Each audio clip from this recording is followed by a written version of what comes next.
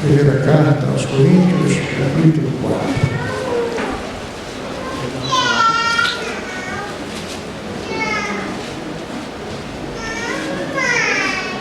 Nós vamos ler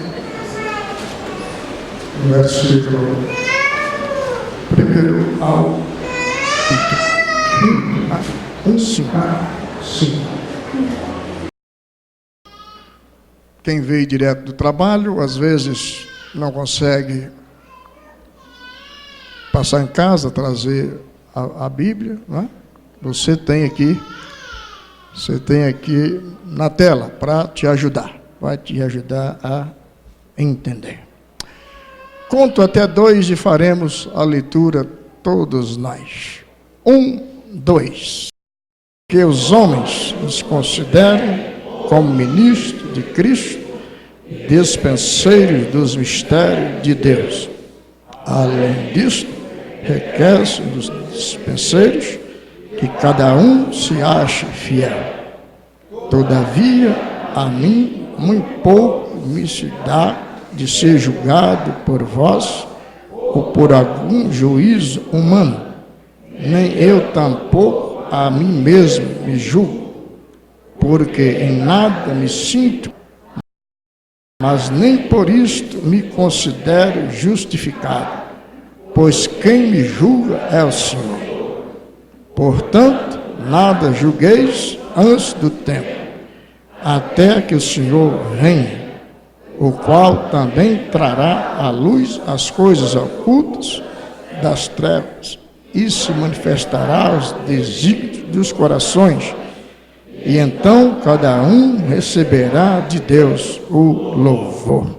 Amém. Toma assento, por favor.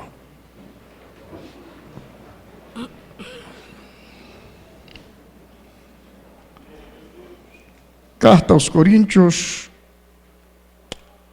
uma das igrejas que mais causou dor de cabeça para o apóstolo Paulo. Neste capítulo, especialmente nestes versículos, Paulo estava escrevendo para os obreiros da igreja, os obreiros. E é bom entender que a preocupação de Paulo com os obreiros era porque a igreja é o reflexo do ministério dos obreiros. Igreja enrolada, cheia de problema, de confusão, você pode ver que naquela igreja tem um bocado de obreiro ruim lá, obreiros problemáticos. Quando eu cheguei aqui nesse lugar, obviamente não estou falando para criança hoje aqui. Estou falando para gente grande, para os líderes da igreja.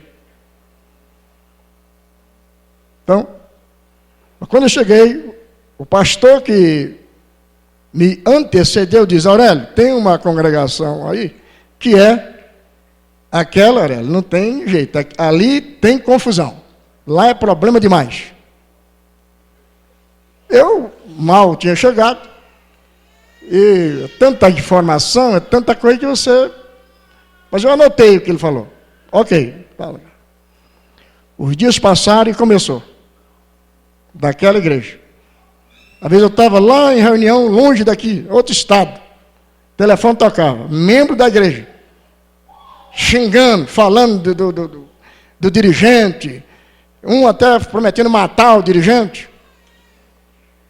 Se o senhor não tirar ele daqui, eu vou matar ele. Até a ameaça de morte. Né? E, como eu não sou dono de igreja, você fica sem saber o que fazer. Porque... Mas com o nada melhor do que o tempo, porque o tempo revela as coisas, o tempo muda a coisa, o tempo é um santo remédio para muita coisa. O tempo. Tanto que você tiver com um monte de problema, e fique em paz. O tempo vai consertar tudo. deixa na mão de Deus, e com o passar dos dias, Deus vai trabalhando ao seu favor, e daqui a pouco dá tudo certo. Então o tempo foi passando, aí eu fui descobrindo lá a igreja, como é que era, como é que não foi. Aí falei, vamos tirar de lá a família tal. Tiramos de lá e mandamos para um canto lá.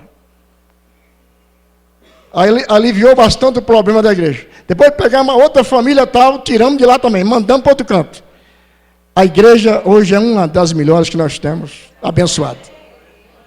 Porque 2 famílias enroladas atrapalhavam a igreja inteira.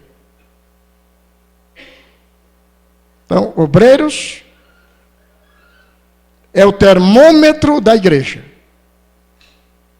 Porque os crentes, os irmãos, é tudo gente boa, vai tudo para o céu. O grande problema nosso são os obreiros. Porque alguns consagram ele e o diabo pega ele.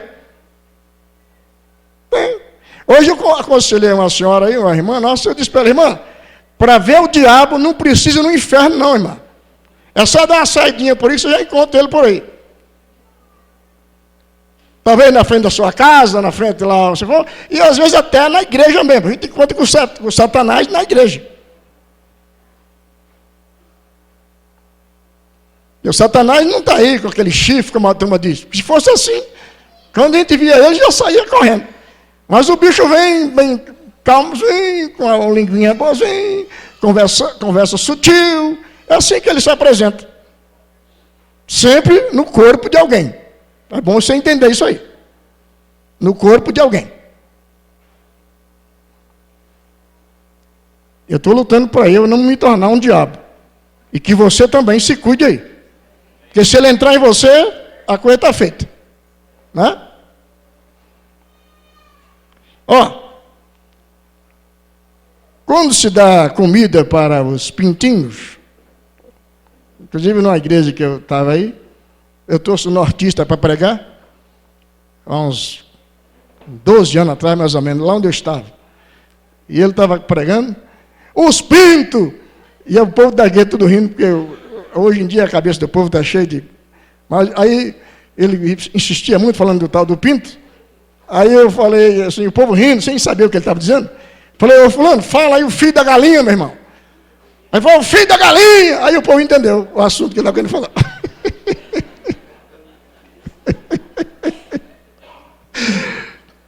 Porque o pinto é o filho da galinha. É isso aí. Você inventaram outra história e é outra conversa. Agora, mas o filho da galinha é o pinto. É ou não é? Ou mudou o nome dele? Ele vai virar frango depois, mas no começo... Quando você dá comida para os pintinhos, você dá quirela. Quirela, você tritura o milho, os caroços, e é o farelinho. E ele vai comendo aquele farelinho. Quando ele cresce, aí ele já pode comer o caroço inteiro. Então eu vou dar para vocês hoje o caroço inteiro. Você já percebeu no início da conversa aqui já, que a coisa está meio forte hoje, tá ou não está? Mas não sou culpado disso também não. Aqui quem manda é Deus. Né? Quem manda é Deus. Queria falar outras coisas aí, mas aí o sono foi embora de madrugada. Aí, meu Deus do céu, o que está acontecendo e tal. Aí senti aquela, depois de umas 3 horas lá, sem ter o que fazer, olhando para o céu e orando. Aí eu fui revestido de uma graça de Deus. E aí eu entendi o que é que eu tinha que dizer aqui hoje. Que os homens nos considerem como ministros de Cristo e dispenseiros dos mistérios de Deus. O apóstolo estava falando para os obreiros lá. Ô, meus irmãos, vocês estão com um monte de confusão aí na igreja aí, só que é o seguinte, é preciso que os homens olhem para vocês como ministros de Cristo e dispenseiros. Então, vamos entender isso aqui. Porque aqueles obreiros, inclusive o Paulo já foi. Agora é a nossa vez. Agora somos nós. Somos nós. A continuidade daquela igreja somos nós. Está nas nossas mãos. Está dando para entender isso? O peso é nosso. Está nas nossas costas.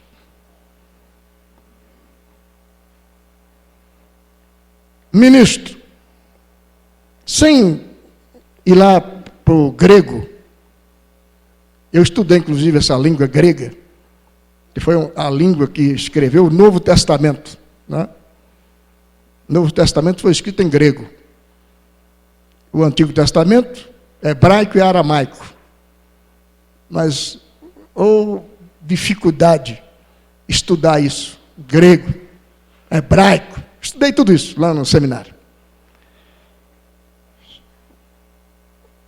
Sem entrar nesse mérito de teologia, porque ministro no grego, tem uma palavra lá chamada uberetas, a tradução da palavra, que era um pessoal que guiava os navios. Naquele tempo, quem conduzia o navio eram os uberetas, que tinham o nome de ministro. Eram os condutores do navio. Mas eu não vou entrar nesse assunto, lá de teologia. Vamos aqui no linguajar atual para a gente compreender. Nós vemos que nós temos no país aqui os ministros. O presidente da nação tem lá os seus ministros. Então, qual é a função do ministro? O que é um ministro? O ministro é um auxiliar direto do mandatário, da pessoa mais poderosa de um país. Ministro. E, geralmente, ele chefia um ministério. Então, trazendo para os nossos dias, porque o que interessa é trazer para nós o assunto. Nós que trabalhamos na obra de Deus, nós somos auxiliares diretos de Deus. E algum de nós, isso na mão, que pode chamar de igreja. Lá é o seu ministério, onde Deus te colocou. Você que trabalha lá na igreja, que ajuda lá o pastor, o seu trabalho é muito sério. Porque você está trabalhando, não é para esse homem que está lá. Você está trabalhando para o dono da obra, que é Deus. Então, considere como ministro e considere também como dispenseiros. Quem é o dispenseiro? Dispenseiro é aquele que cuida da dispensa, daquele que tem o alimento. O alimento está na mão dele, trazendo para nós. Nós temos o alimento para dar para a igreja. E o alimento que Deus deu para nós é a sua palavra. Então, você que está na igreja, que exerce um trabalho qualquer na igreja, você deve se especializar, fazer de tudo para ser o melhor conhecedor da palavra e aplicar essa palavra. Porque está nas suas mãos alimentar aquele grupo que Deus colocou nas suas mãos. Você não pode ser preguiçoso ou preguiçosa. Você está na igreja há quanto tempo? Eu estou na igreja há 15 anos. Já leu a Bíblia toda, do Gênesis ao Apocalipse, quantas vezes? Se você disser nenhuma, eu te digo, você é muito preguiçoso, preguiçosa. É um péssimo dispenseiro. Por quê? Você nem sabe o que tem na dispensa. Como é que você vai falar para os outros uma coisa que você mesmo não conhece?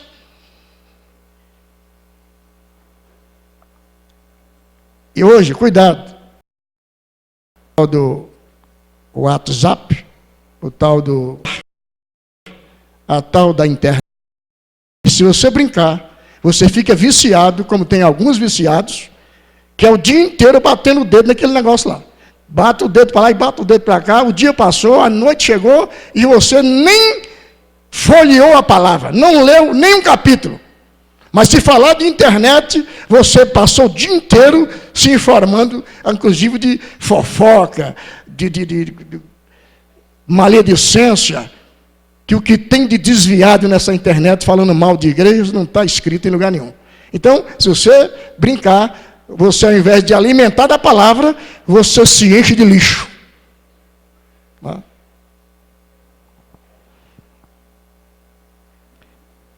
Veja só.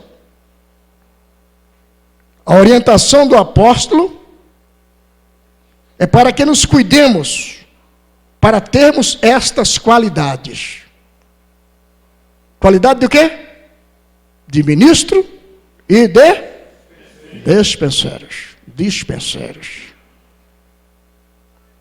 É horrível você conhecer uma pessoa que está há anos na igreja. Vai falar, fala um monte de bobagem. Vai pregar, fica pregando heresia. Porque não lê a Bíblia, fica imitando o pregador.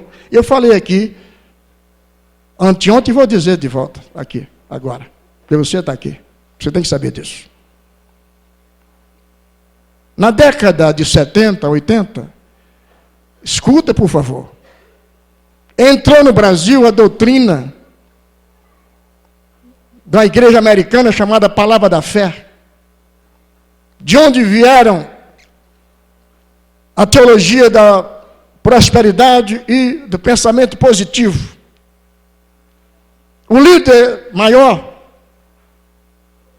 Ben Hinn, morreu em 2013, mas ficou agora um que está vivo, comandando ainda o pensamento, embora ele disse há alguns meses atrás que ele se arrependeu porque ele descobriu que ele falou muita heresia, chamado Ben Hinn. O que Ben Hinn trouxe para o Brasil? Na década de 70, 40 anos atrás, 30 anos atrás, entrou no Brasil a doutrina chamada neopentecostal. O que é neopentecostal? É uma mistura que infiltrou no pentecostalismo, nas nossas igrejas pentecostais, onde se diz que a felicidade é aqui na terra. O paraíso é aqui. Então, você tem que ser feliz. Não importa como. Você tem uma mulher e a mulher não está dando muito certo, não? Larga essa mulher e pega uma mais nova, porque Deus te chamou para ser feliz. Não é para ficar sendo apurrinhado por mulher nenhuma, não. Aliás, tem muita mulher por aí. Então, pega outra e vai embora. Divórcio, separar, não quer dizer nada, não. Pode fazer o que você quiser. É a doutrina do humanismo. O homem no centro das coisas.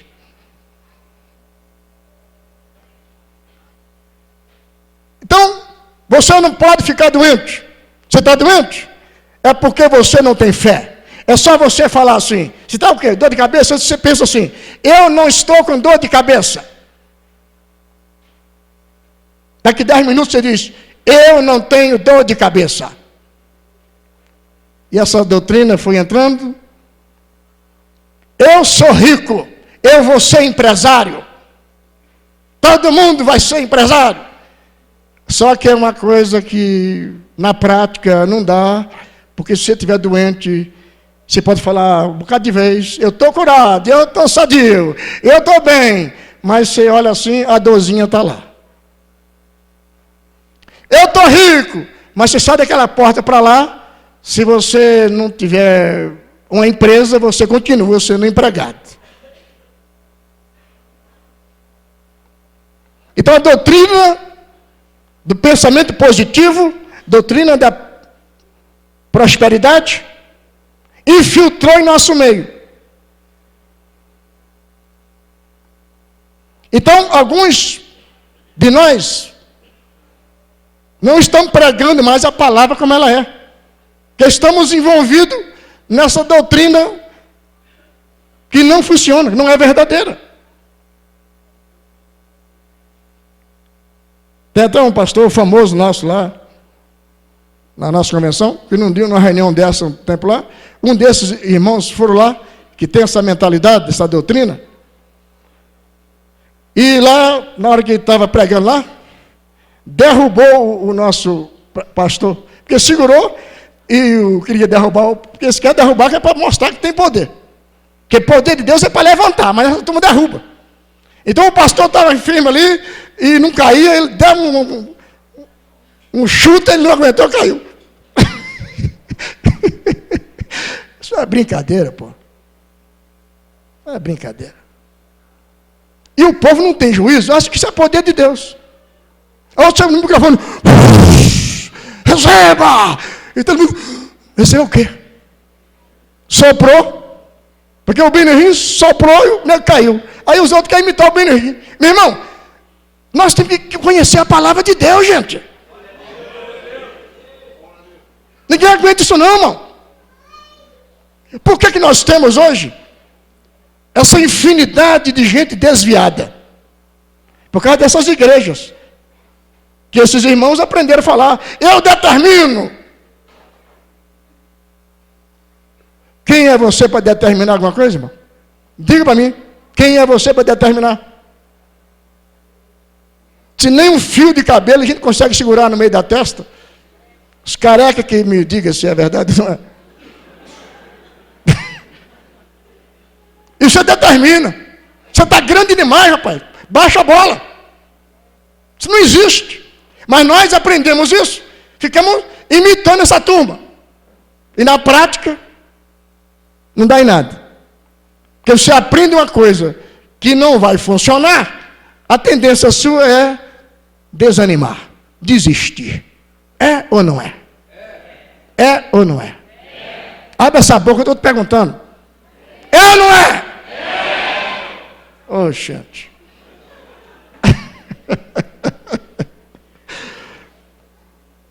Então a doutrina neopentecostal invadiu as nossas igrejas. E aí estamos tendo esses crentes nossos, que a visão do reino de Deus já foi embora. A visão é ficar rico. É ter dinheiro, é ter casa, é ter carro. E bênção de Deus, irmão, se você quiser contar bênção de Deus, deixa eu te falar o que é. Sabe o que é bênção de Deus? Batismo no Espírito Santo. Cura divina. Revelações de Deus. Dons espirituais. Essas coisas aí. Mas hoje, para nós, ser abençoado é comprar um carro novo, comprar uma casa nova, comprar um apartamento novo. Não sei, meu amigo, depois de 70 anos, a Bíblia diz que é o quê? Os velhinhos que me contam. Canseira e enfado. E eu sei lá, com a sítio, com a coisa lá, e às vezes vazio de Deus, que a sua visão acabou, você perdeu o rumo da vida. Bênção de Deus são coisas do céu, isso são bênçãos de Deus. Mas é pecado ter carro, ter casa? Não é pecado nada. Só que pode ter tudo isso aí. Se tiver vazio do Espírito Santo, você é um infeliz, depressivo, triste, mal casado, mal resolvido.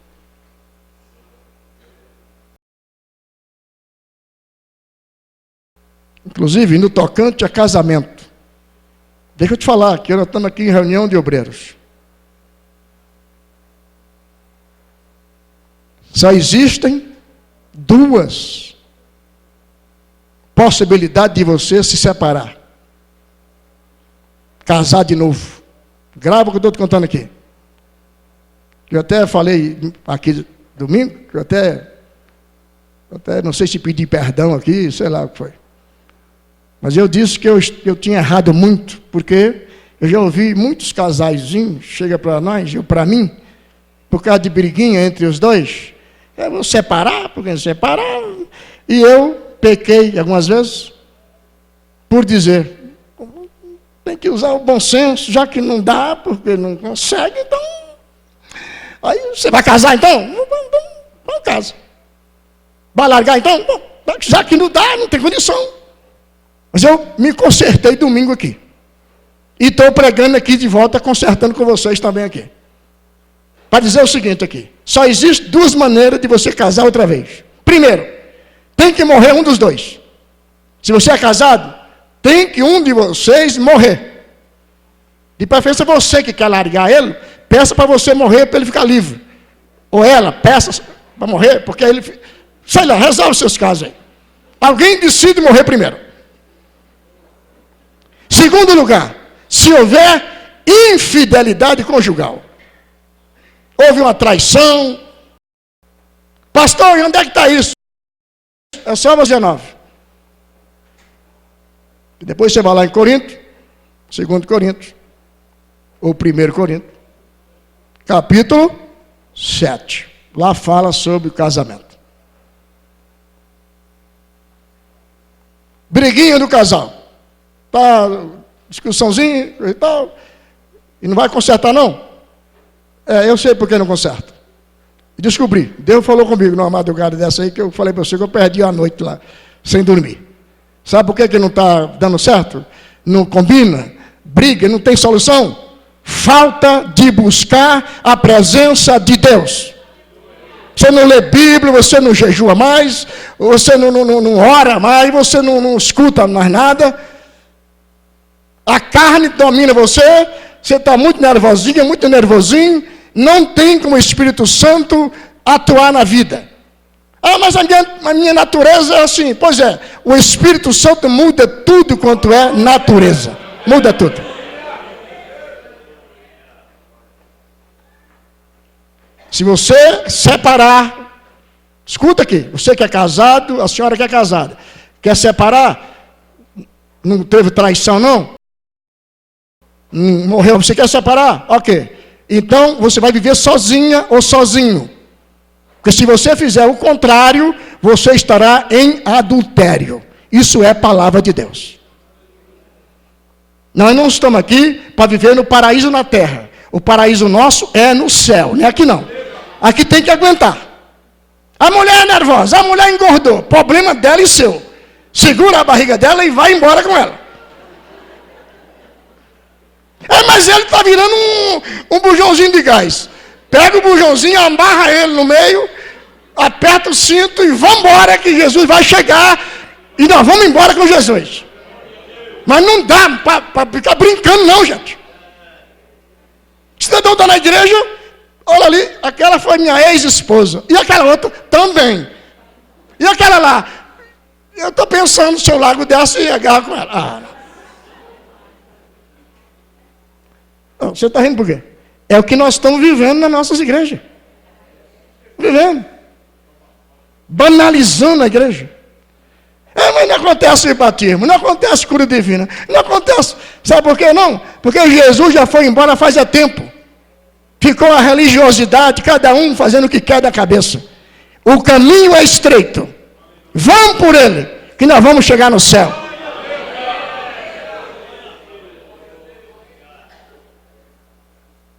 Inclusive você também, que já foi divorciado, não divorcia mais não, viu? Se você não deu certo aí, então você prepara para ficar sozinho, ou sozinha. Se cuide, viu? Então você se cuide, você principalmente, que já errou uma vez, não deu certo.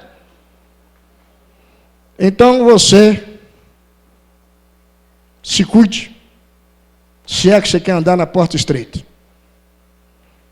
Porque a porta larga a gente faz tudo que dá na cabeça.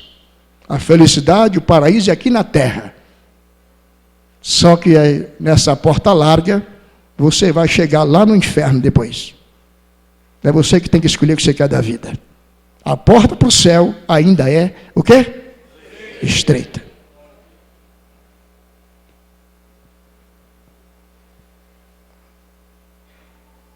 Olha, se eu tivesse que dar um tema aqui para essa conversa de hoje, seria o que Deus quer. Porque o apóstolo falou que os homens nos considerem. Então é isso que Deus quer.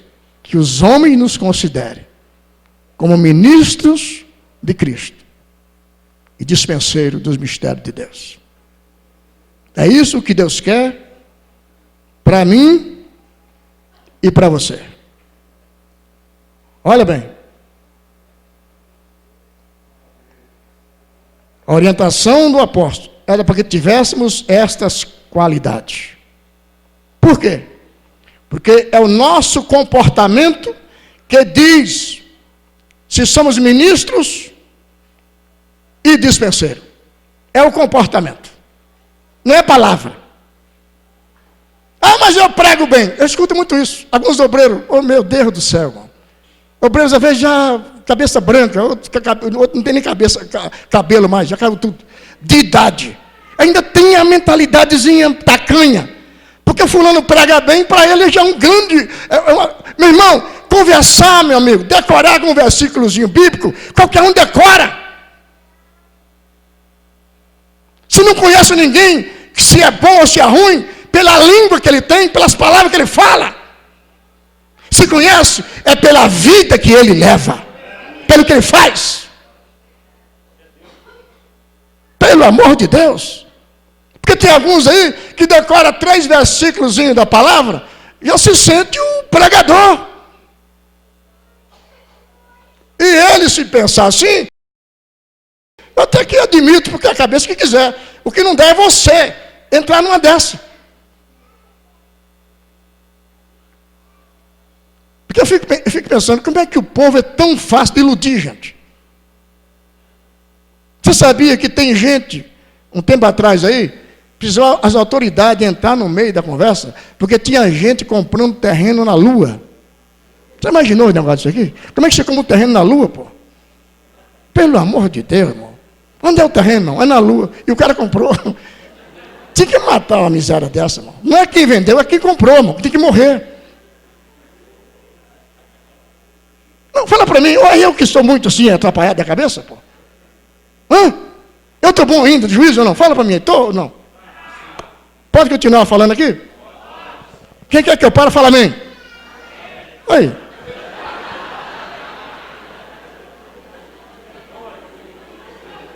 Parabéns pela sua sinceridade, eu entendi. É bom ser sincero. Mas eu vou pela maioria. A maioria falou que é para ir, eu estou indo aqui na palavra aqui.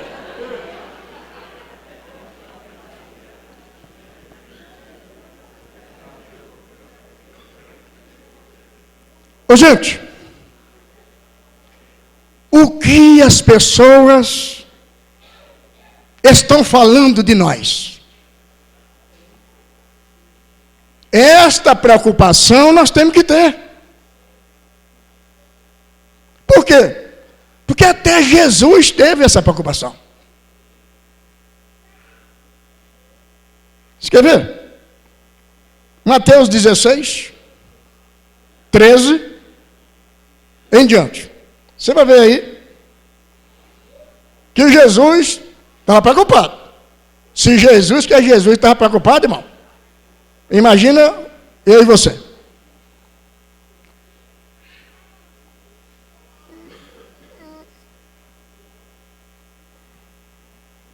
(16, 13) é o contrário aí, filho. Muda essa coisa aí.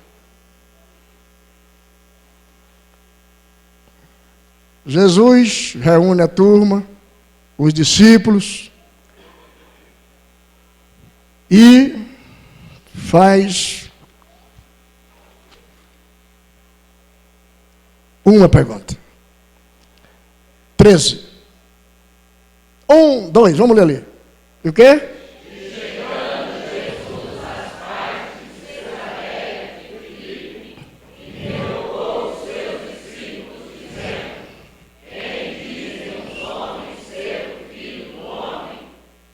E eles disseram, 11, João,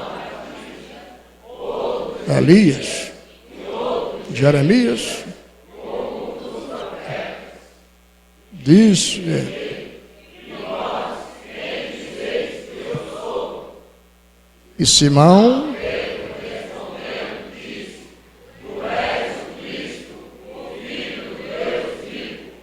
Ok, tá bom, obrigado, filho. Jesus chamou o discípulo. Vem cá, diga para mim aqui. O que é que a turma está falando aí do Filho de Deus aqui? O que é que está falando aí? Ah, Jesus, então, alguns estão dizendo que o Senhor é quem? João Batista. Outros estão falando que o Senhor é Jeremias. E outro falou, eu escutei falar que o Senhor é quem?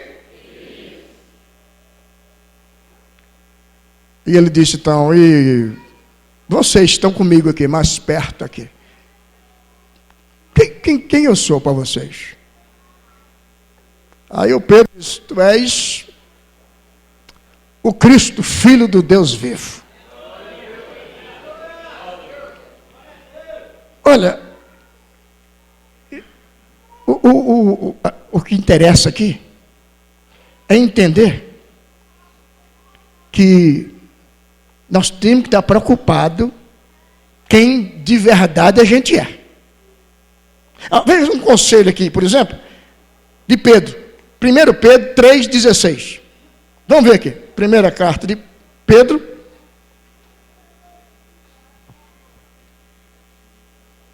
Três, 16. Tendo uma boa consciência, para que naquilo em que falam mal de vós, como de malfeitores, fiquem confundidos os que blasfemam do vosso bom porte em Cristo. Leia isso aí. 1, 2.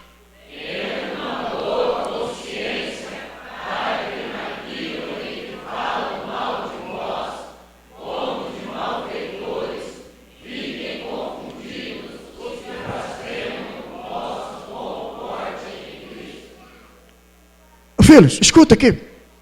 Escute. Sempre vai ter alguém falando de você. Falando o quê, pastor? Uns falam bem e outros falam mal. Às vezes eu escuto algum obreiro nosso aí, qualquer conversinha, o povo lá, pastor, fala bem de mim, o povo gosta de mim. Você é muito besta, irmão. Você não tem juízo, você é maluco. Você não é Jesus não, pô. Pelo amor de Deus, você quer ser Jesus? Todos nós. Tem gente que fala bem de nós. Vou falar aqui no singular. Tem gente que fala bem de mim. Tem gente que fala bem de mim. Mas tem um bocado de gente que fala mal de mim. Eu gostaria, sinceramente, que todo mundo falasse bem de mim. Mas não dá, não consigo. Por mais que eu faça, não consigo. Você que é obreiro.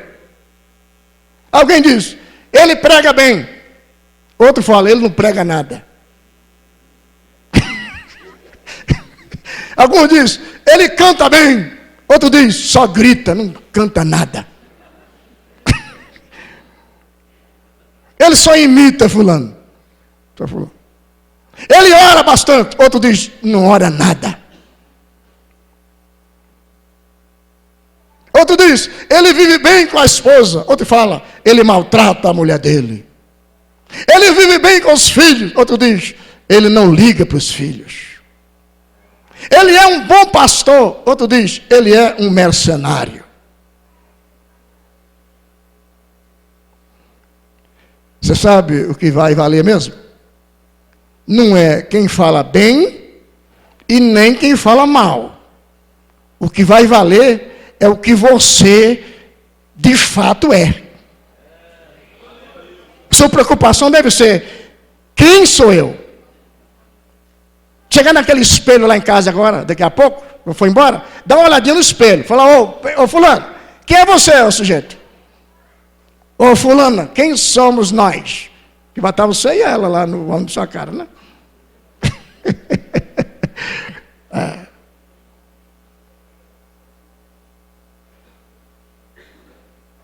É preciso, pessoal. Lá no Nordeste, tempo atrás aí, lá no Nordeste, tempo atrás, fato verídico, quem contou foi Gilvan Rodrigues. Eu vou dizer o nome dele, porque eu estava lá quando ele falou.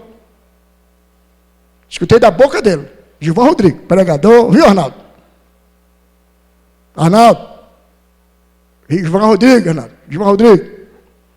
O Arnaldo está cansado, trabalhou demais, está querendo fechar, daqui eu vejo tudo. Dona Eli, segura a tampa do oi dele aí. Olha bem. O pastor presidente da igreja chamou um dirigente de congregação e disse: ô irmão, o senhor vai pregar na matriz domingo. Pregar lá aqui na Sé, estou te chamando para você pregar aqui à noite. Ele foi. Chegou lá na igreja, pregou lá à noite. Aí, antes de falar a palavra, está aqui minha esposa, a mulher mais linda aqui do Nordeste. Hein, meu amor? Não é não? A mulher balançou assim. Confirmou que estava tudo certo. Aí acabou o culto, pegou na mão da irmã, aí apresentou para um e para outro: aqui minha querida esposa, minha esposa. Tá. Saiu ali de mãozinha dada, lá na porta, deu um cheirinho na testa da irmã, e bonitinho, e foram embora para casa. E isso era um domingo. Segunda-feira, o pastor, presidente da igreja, está atendendo os irmãos lá, pessoas que vêm de longe para ser atendido, ele está lá atendendo. Um dos pessoal que cuida da portaria da igreja, que foram lá no gabinete pastoral: pastor, a irmã está aqui, e tem um caminhão na frente da igreja lá, com a mudança dela. O pastor falou: bom, chama a irmã aí, o que ela quer? Ô irmã, qual é o problema, irmã? A irmã falou: pastor, eu quero mudar para cá, porque eu nunca fui bem tratada como fui ontem aqui. Então, para mim viver aquilo, pastor, que eu estava precisando daquilo, eu sou uma mulher carente. Porque lá em casa, aquele homem lá que pregou aqui ontem à noite, lá ele é um satanás, pastor. Lá o bicho é complicado. Me chama de barriguda, me chama de tudo que você podia imaginar, de ruim, ele chama lá. Agora, mas ontem à noite, eu me senti uma rainha, pastor. Me senti uma rainha. Então, se a gente mudar para cá, eu já vi que aí no fundo da igreja tem um lugarzinho para pôr minhas coisas, eu quero morar aqui. Porque eu morando aqui, eu descubro que a minha vida vai ser outra.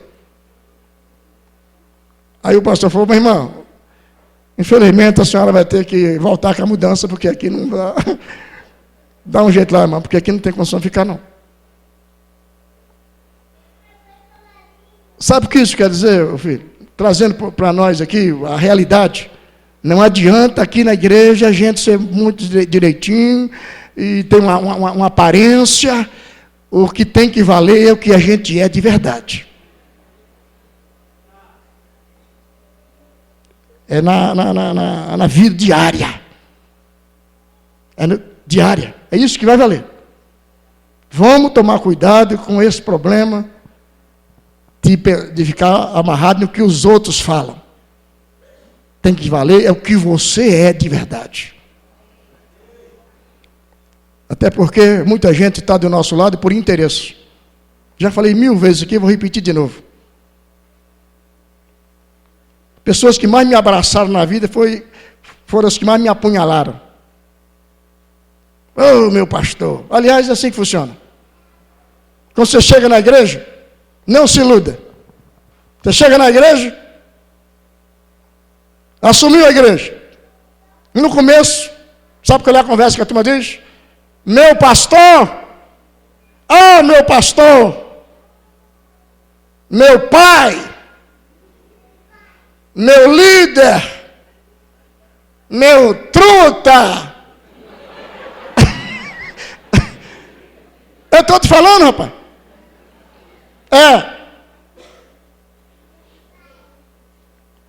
Aí, quero isso, quero aquilo, quero não sei o quê. Tá. Aí você fala, passou os dias, né? Você diz: aqui não, aqui também não pode, isso aqui não. Aí sabe como é que a turma começa a chamar ele, o pastor? O homem. O homem está aí. O homem chegou. O homem viajou. Será que o homem vai voltar? Ou ele não volta mais? Não se iluda, pô. Não se iluda. Não se iluda. E se por uma infelicidade da vida, você der uma mancada, você escorregar em alguma coisinha, sabe o que eles vão falar? É o Satanás que está lá na igreja. O Satanás está lá ainda? Deus não está lá, não. Quem tá dirigindo aquela igreja lá é o diabo, é o Satanás.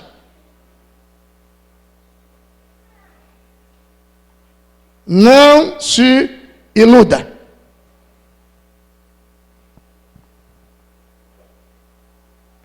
Além disso, versículo 2 do que lemos.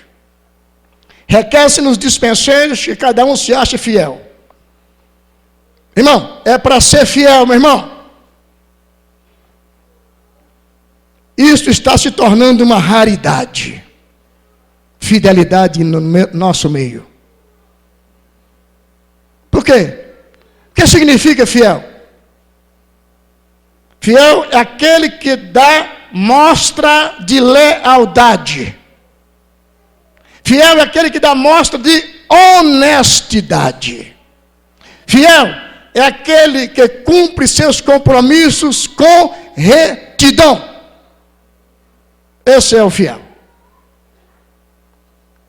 Veja aqui, segunda carta aos Coríntios 6 e 3. 2 Coríntios 6, 3. Não dando nós escândalo em coisa alguma, para que o nosso ministério não seja censurado. Aqui é onde aperta mais um pouquinho os parafusos. Por quê? Porque aqui diz que você e eu, que somos obreiros, precisamos ser o exemplo. Aqui fala de exemplo, ser exemplo. Não dando escândalo. Em? O quê? Coisa alguma. Para que o nosso ministério não seja o quê? Censurado. Às vezes, seja culto comum, escola dominical, seja o que for, tem um horário de tirar a oferta para ajudar a manutenção da igreja.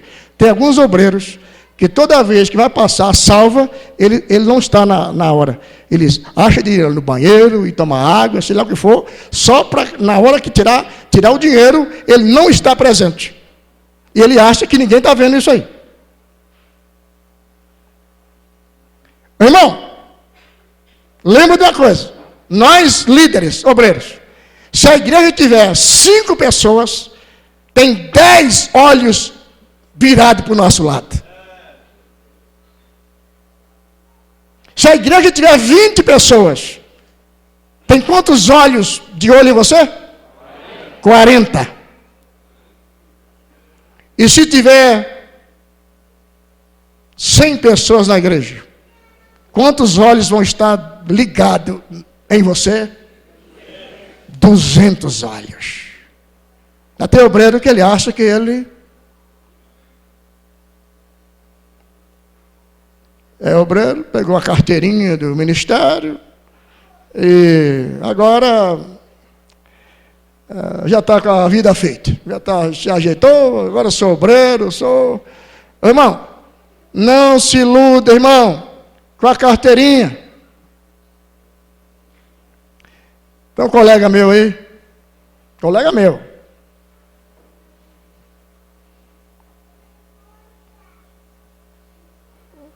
algumas pessoas me acham muito duro. Lá na igreja que ele cuidava, Lá no fundo tinha uma casa. O cidadão chegou, pregador, falador.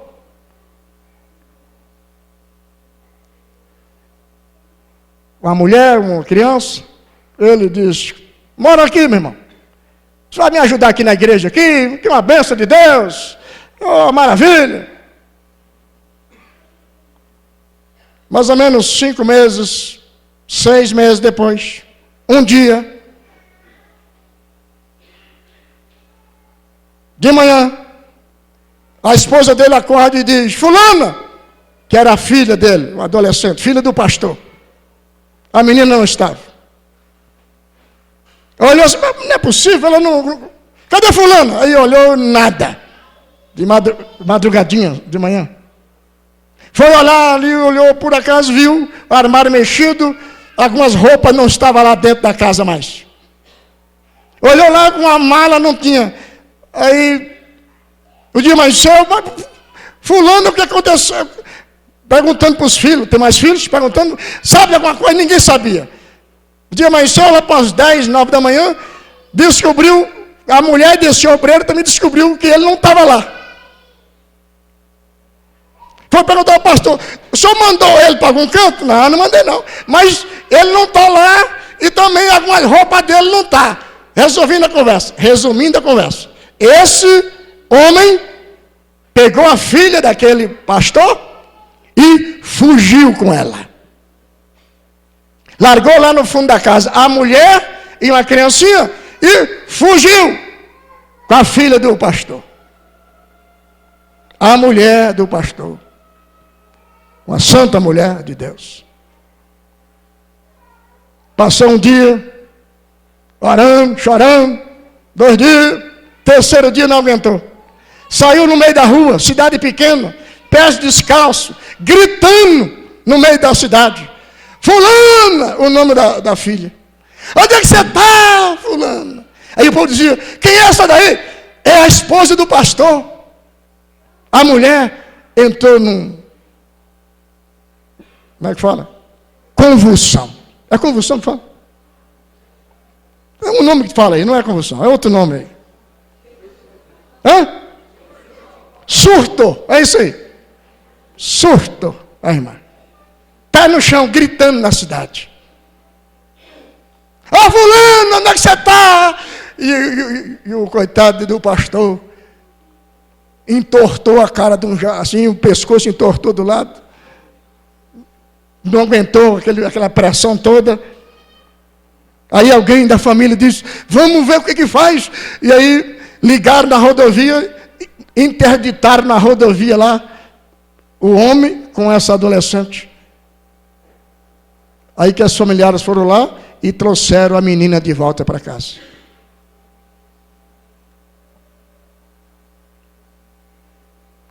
Obreiro tem que ser o exemplo em tudo na igreja de Deus. Tem que ser homem de verdade. Tem que saber que está lidando com a coisa primordial que existe nessa terra, chamado igreja, povo de Deus. Esse cidadão é capaz de, numa hora de recolher dízimos e oferta para a obra de Deus, ele sai para fora, só para não contribuir. O que é que você espera de uma criatura dessa?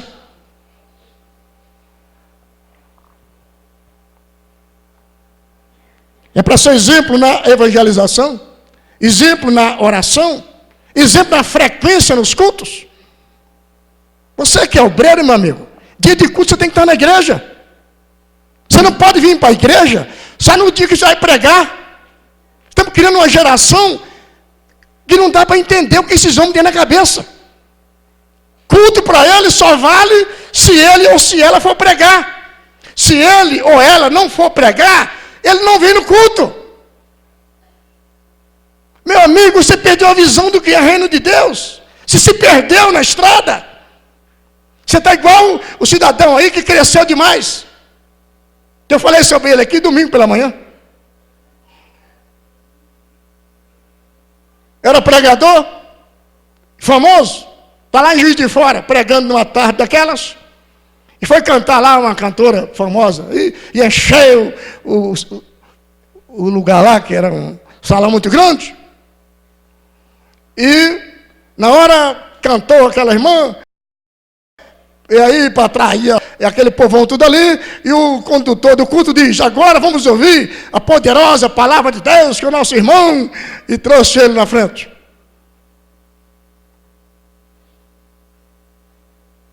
E ele, quando pregava, Jesus curava, batizava, Jesus fazia milagre, prodígio, maravilha.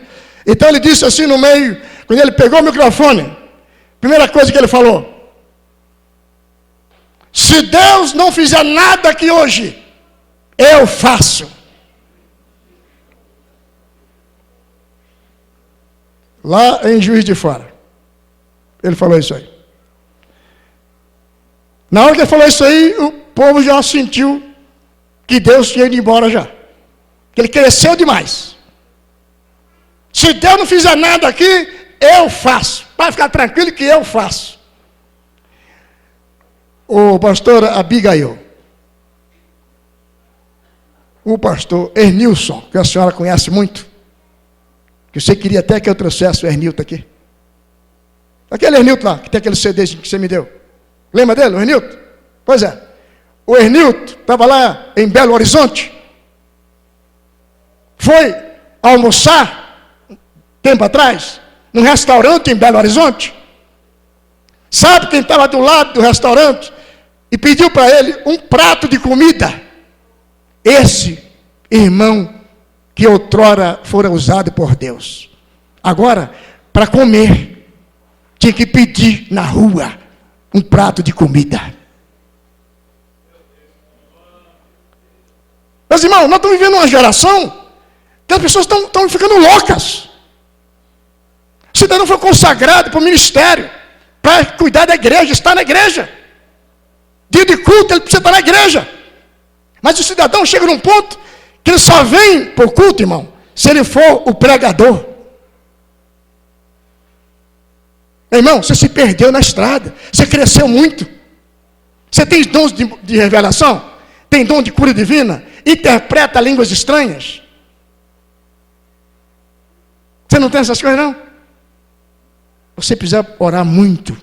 Você não pode se conformar em apenas ser um falador. Nós temos que ter graça de Deus, poder de Deus. Se você não tem nada, já está se sentindo tão grande. Eu cheguei nessa igreja aqui, eu tenho que falar onde eu estou. Não falando das coisas, falando onde eu estou. Cheguei aqui há 8 anos atrás, oração aqui. 7 horas da manhã, oração. Eu, a mulher que eu tenho, as 2 filhas que eu tenho, e esse rapaz aqui, que é vice-presidente da igreja. Mais ninguém, só nós aqui. Na hora, só nós. Mas depois chegava a gente, mas na hora, só nós. Foi assim ou não foi? Foi ou não foi? Foi. Foi. Eu falei para ele: você vai para a congregação, vai cuidar de uma igreja lá, aquela coisa. Eu, a mulher e as 2 filhas, só. Tinha mais gente. Depois, mas na hora de orar, ninguém orava. Aí eu comecei a fazer uma escala, porque nós tinha obreiro demais aqui. Você vai pregar, irmão, na oração tal dia. O obreiro vinha pregar. Se ele não viesse para pregar naquela oração, porque eu tinha oração, ali uma meia hora de oração, depois uma palavra, um louvor e tal. Quando era para o cidadão pregar, ele vinha. Se no outro domingo não era para ele pregar, ele não vinha. Mas todos eles, os homens que eu tinha aqui. Sabe o que eu fiz? Acabei com a pregação. Falei: vamos só orar só. Quem quiser orar, ora. Quem não quiser, não ora. Hoje, graças a Deus, eu já posso ter oração aqui, nos domingos, e uma boa turma nossa aqui desse púlpito aqui orando aqui. Aí eles pregam agora, mas porque eles estão orando, aí eles podem pregar. Porque se nós perdemos a visão do que é o reino de Deus, isso aqui não é teatro. Casa de Deus não é teatro. Evangelho não é teatro. Evangelho é vida debaixo da graça do Todo-Poderoso. O poderoso é Ele, nós não.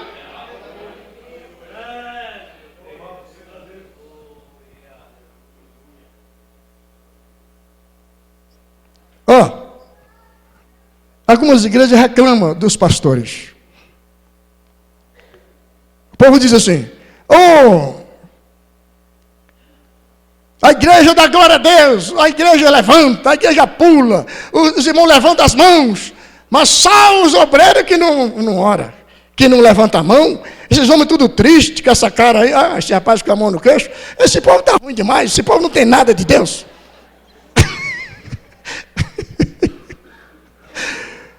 Mas eu quero dizer uma coisinha que vai ser bom para nós aqui. Sabe qual é o problema nosso? Nós não conseguimos dar muita glória a Deus mais. E não conseguimos pular, que nem a gente pulava, porque eu já pulei. Já fiquei sabendo, olha, francamente, eu duvidei, mas falei, não, eu estava lá e eu vi. Disse que eu rodopiei assim no púlpito. Disse que eu pulei, gente. Eu dei cambalhota, eu fiz de tudo. Mas você sabe por que a gente não consegue fazer isso mais? É porque é muito difícil você pular com 100 quilos nas costas, 200 quilos nas costas, 500 quilos nas costas. Está falando do que, pastor? Eu estou falando das responsabilidades.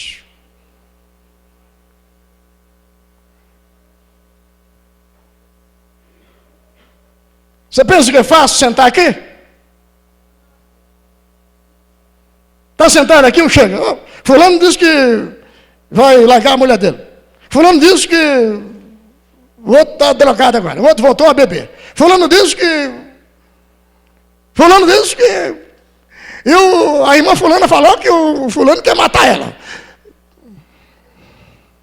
Eu estou aqui um dia cheio de rolo na minha cabeça aqui. Chegou um menino aqui para mim, me abraçou.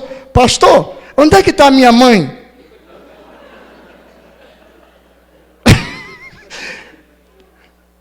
Falei, rapaz, eu não vou dar um tapa nele porque ele é tão pequeno, mas ele merecia um tapa na orelha dele. Eu estou preocupado com a mãe dele, pô. Quer dizer, o menino acha que eu sou Deus.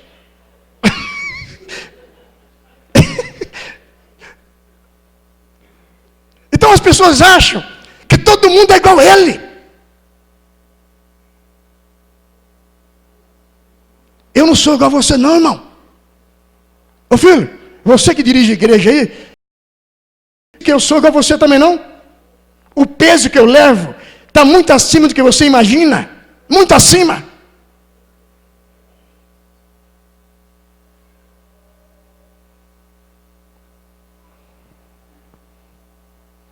Veja o tamanho da nossa responsabilidade e com isso nós vamos terminar. 2 Coríntios 5, 18 a 20. Segunda carta aos Coríntios 5, 18.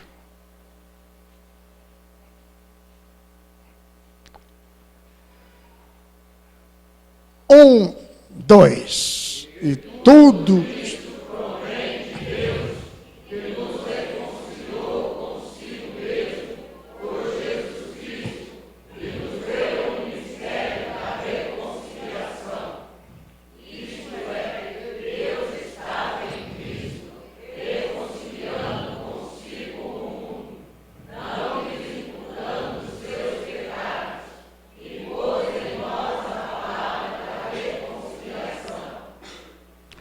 Tá bom.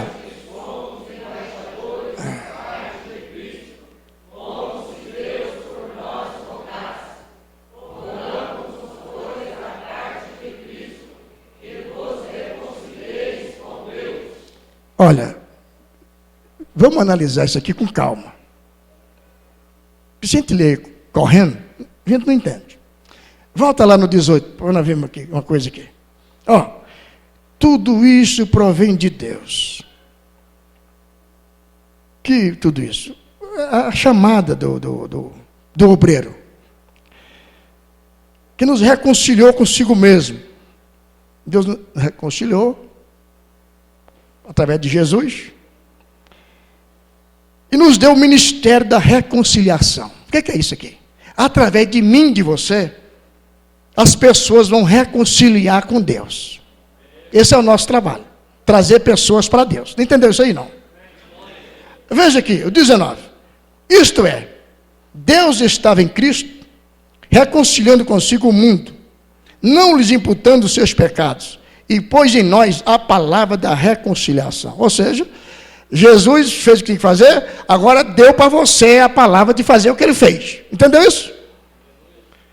De sorte que somos embaixadores da parte de Cristo, como se Deus por nós rogasse. Ou seja, como se Deus falasse, ó, faz isso para mim aí. Rogamo-vos, pois, da parte de Cristo, que vos reconcilieis com Deus. Ou seja, estejam bem com Deus, porque vocês vão ter que trazer gente para Deus. Traduzindo isso para a gente poder ir embora. O púlpito, esse lugar aqui, não é lugar de homem. Esse é o lugar de Deus. Mas, como Deus não está aqui em carne, como Deus não está, como? Abra a boca e fala. Me colocou aqui. E você que dirige igreja, que cuida da igreja, trabalha na igreja, Deus colocou você lá.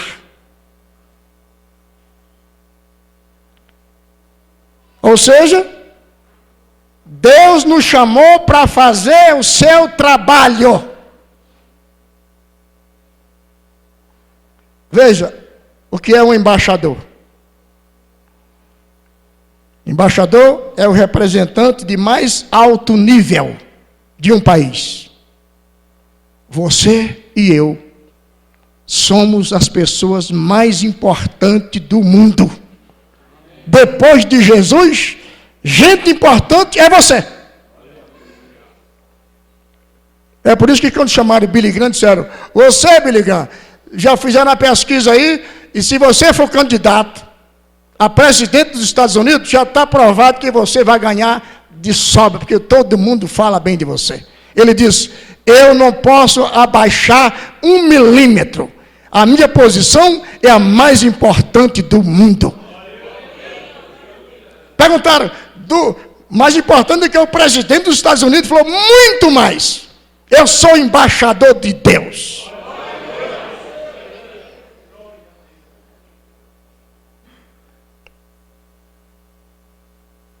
Que Deus nos faça entender isso. Para entender que a nossa missão é muito maior. Deus nos chamou para coisa grande demais. Por isso, irmão, não se embaraça com picuinhas. Se enrola com conversinha. Você está muito acima para estar enroscado. Alguns fracassados na internet, falando mal, e você, por não saber quem é você, fica dando respostas. Você está muito acima. Que Deus abençoe cada um dos senhores. E nos faça entender estas verdades. Amém.